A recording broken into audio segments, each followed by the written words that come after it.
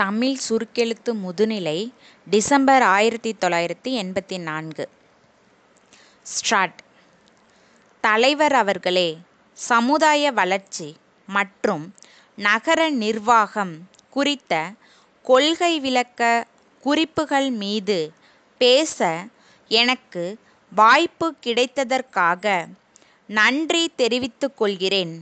இந்த துறையில் நடைபெறுகிற வேலைகளை பார்த்து நான் மிக்க மகிழ்ச்சியடைகிறேன். வேலைகள் என்ற அளவில் பார்த்தால் இந்த துறை மிகவும் திறமையாக செயல்பட்டு வருகிறது.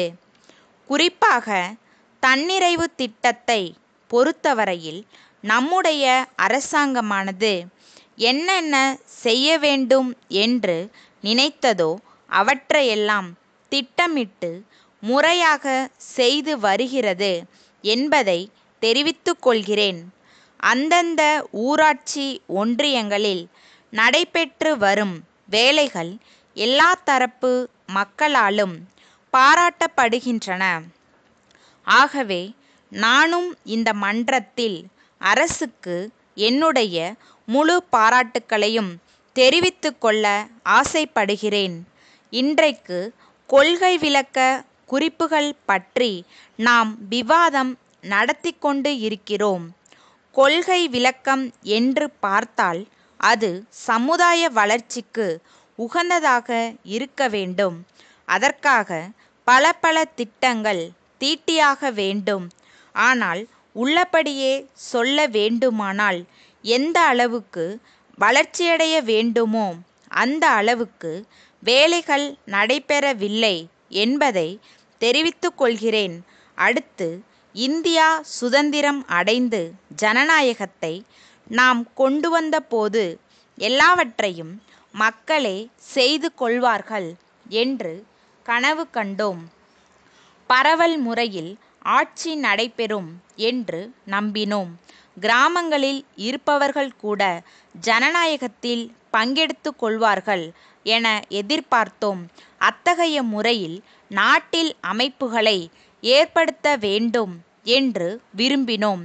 ஆனால் இன்று வரை அதை செயல்படுத்த முடியாத நிலைமை நாட்டில் இருக்கிறது என்பதை தெரிவித்துக் கொள்கிறேன்.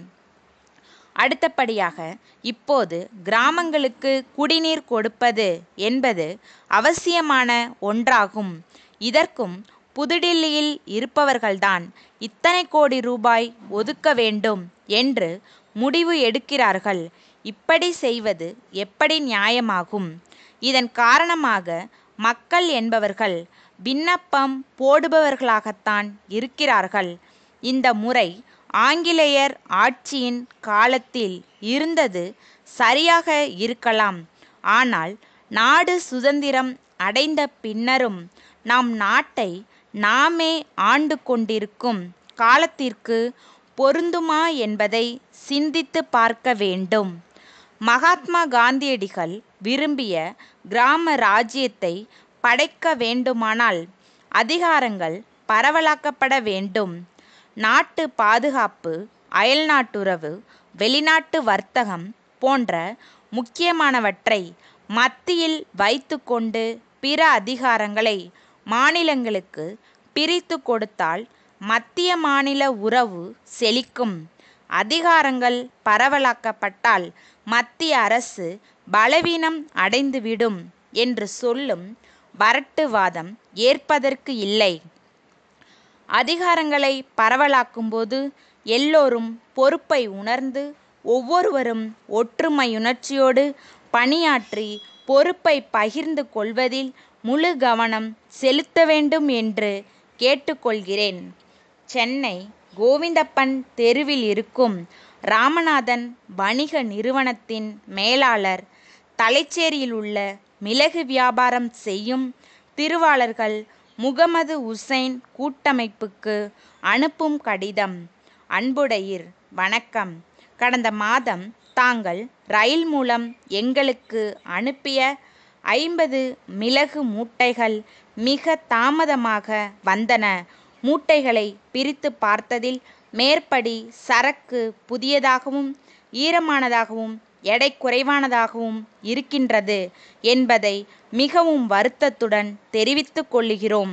நாங்கள் அனுப்பிய ஆர்டரில் சரக்கு நல்ல காய்ச்சல் உள்ளதாகவும் பழைய சரக்காகவும் இருக்க வேண்டும் என்பதை பல தடவை கடிதம் வாயிலாகவும் தொலைபேசி வாயிலாகவும் வற்புறுத்தியிருந்தோம்.